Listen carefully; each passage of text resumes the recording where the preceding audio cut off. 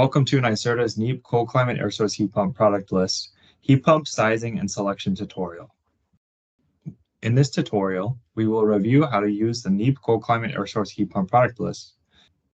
We will give a tool summary, how to select your inputs, how to analyze and correctly size a heat pump, how to compare multiple products using the tool, how to build a multiple compressor system using the tool, and the other features that the tool has. Here is the NEEP Cold Climate Air Source Heat Pump List homepage. On this page, you can select various inputs that are specific to your project. You can select product types, ducting configurations, specific brands, enter your AHRI number or your model number, and set constraints for your heating capacity at 47 degrees and heating capacity at 5 degrees. For the purpose of this demonstration, we'll be using advanced search sizing for heating and cooling. More inputs will become available that are specific to the heating and cooling loads of the building you're analyzing. The building I will be using as a demonstration is located in Albany, New York. When you enter the zip code, the weather station dropdown becomes available. The 5 nearest weather stations to the zip code you entered are available for selection. Next to the weather station is the ASHRAE design temperature of that weather station. You can adjust the heating and cooling design temperatures a couple degrees as necessary to fit your specific project. I'm going to enter the heating and cooling design loads calculated in my manual J.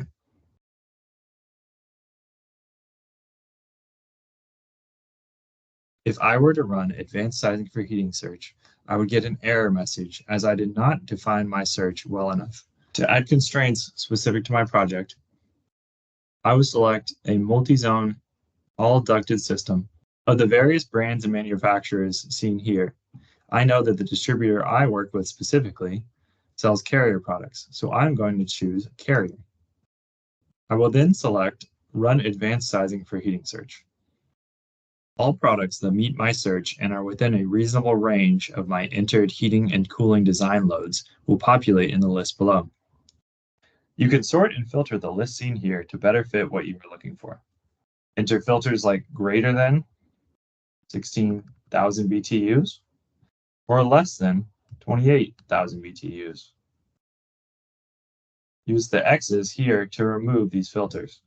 For this project, I'm going to sort by % design load served. I'm going to select the heat pump that has a % design load served somewhere around 100%. When I select the product page view, the product page populates with the information we previously entered that is specific to our project, and the system capacity, heating and cooling load and weather data graph that will show just how well the selected heat pump meets our heating and cooling needs. I have removed all the features of the graph and will add them in one by one to explain what they mean.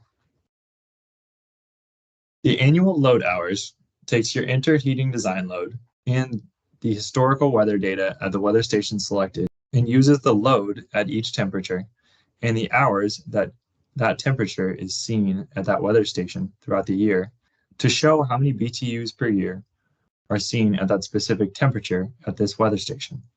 The heating maximum capacity is the maximum amount of heat that this heat pump could produce at any given outdoor temperature. The heating minimum capacity is the minimum amount of heat that the heat pump could produce at said outdoor temperatures. The region between these lines is the modulating heat pump zone. This is where the heat pump operates most efficiently. The heating load line is determined by the heating design load and the heating design temperature. It is interpolated between this point and 0 at 60 degrees. You can see in this graph that the heating load line spends a lot of time within the modulating heat pump zone.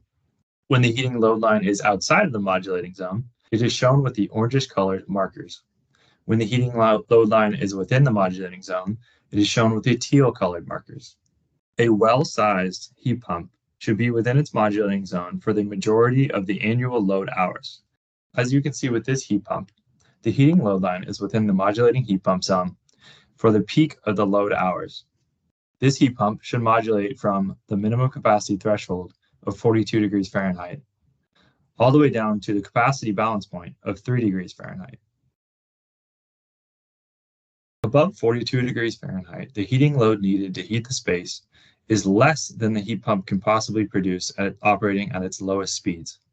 In this area, you might have low load cycling, as the heat pump will turn off and on to maintain temperature in the space.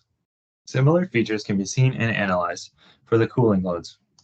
You can see in the product sizing for cooling table what the minimum capacity threshold is, which means below 83 degrees Fahrenheit, this heat pump is a danger for potential low load cycling. If we scroll further down the page, you can see information tables which give product-specific information such as AHRI certificate number or model numbers, year, SEER, and HSPF, year 2, SEER 2, and HSPF 2 for those products that have it listed, and IRA federal tax credit eligibility for North and South. The performance specs table shows the minimum, rated, and maximum capacities, energy demand, and efficiency, or COP, for heating and cooling at various temperatures. Now that we know what the product page looks like, let's analyze a couple systems to see how they fit our specific project. I'm first going to select this system here that has percent design load served of 145.5%, but has a percent annual load modulating of 55.3%. When we open the product page here, we can see that it has a potential low load cycling zone that is much larger than the previous heat pump we looked at. That is because this heat pump is larger than the previous heat pump and has a higher heating minimum capacity.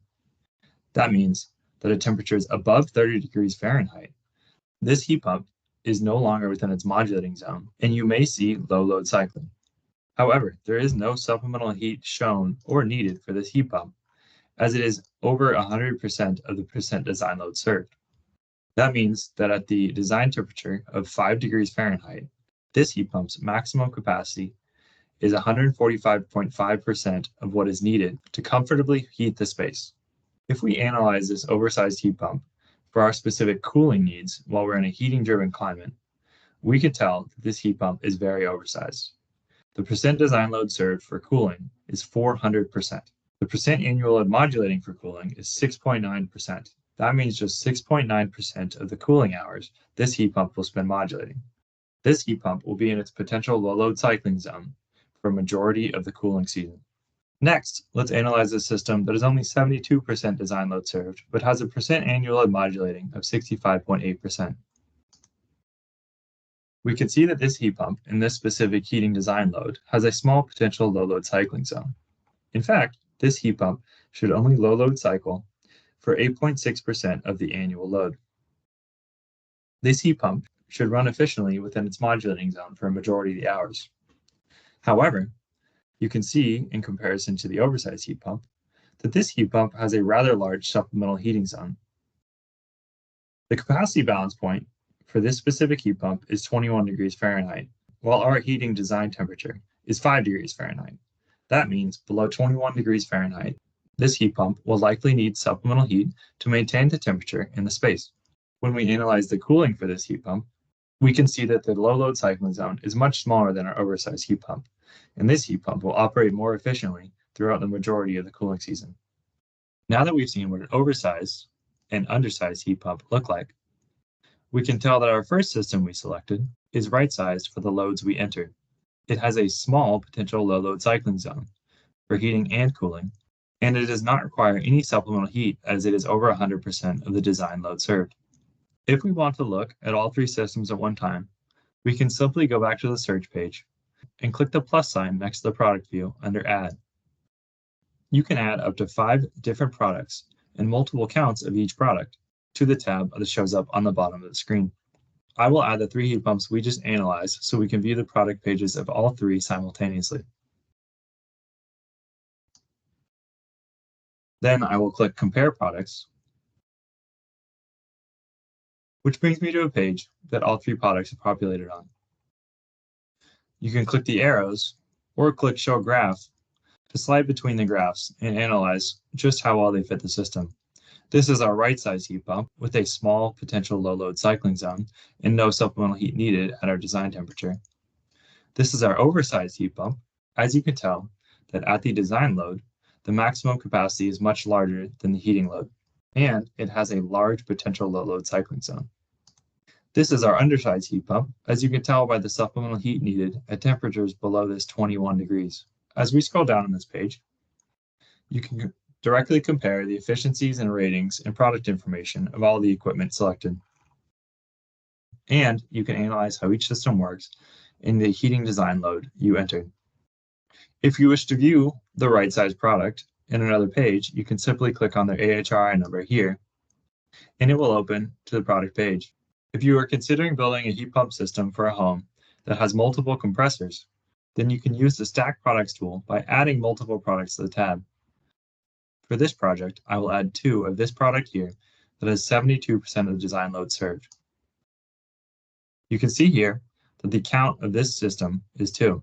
To reduce that to 1, simply click this green minus sign.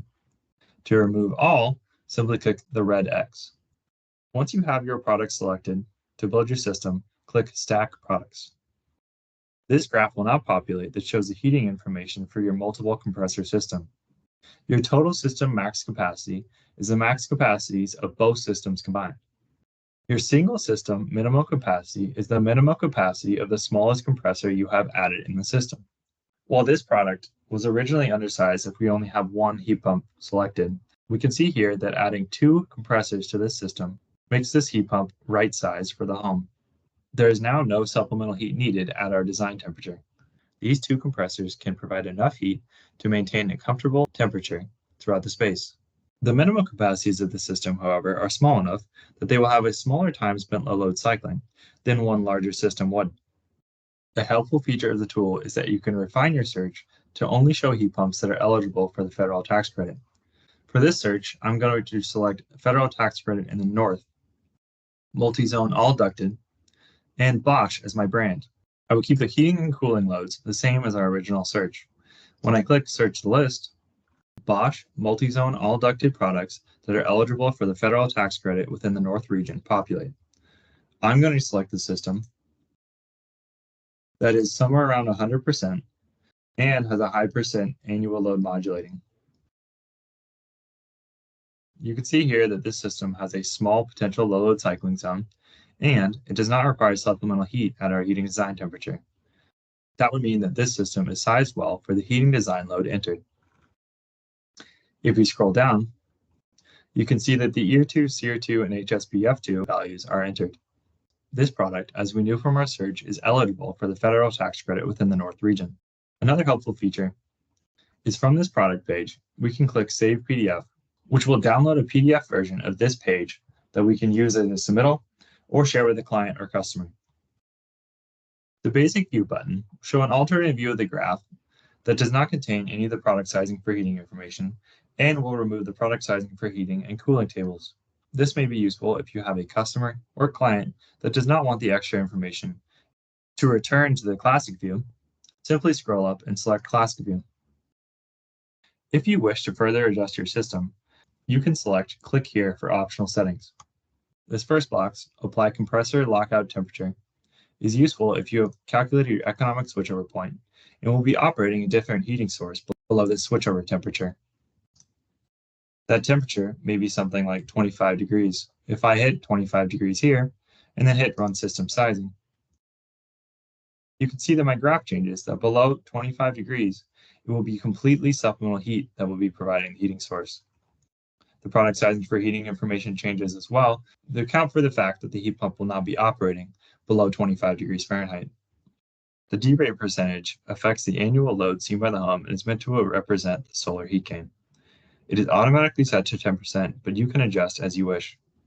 The third option, manually set low temperature capacity rating, is useful if you have a heating design temperature that may be lower than the manufacturer given capacity ratings. Say if our heat pump design temperature was 1 degrees, then at 1 degrees, I can enter that our maximum capacity will be somewhere around, if I had to estimate, 18,000 BTUs. When I hit Run System Sizing, it will recalculate the graph and will recalculate the supplemental heat needed with the new manually entered low temperature capacity rating. If you have questions while navigating the tool, simply hover your cursor over the Info button next to the area of question. It should pop up with a definition of what that specific item means. If you have further questions, then select the user guide, which gives detailed explanation and definitions for each item and feature of the tool.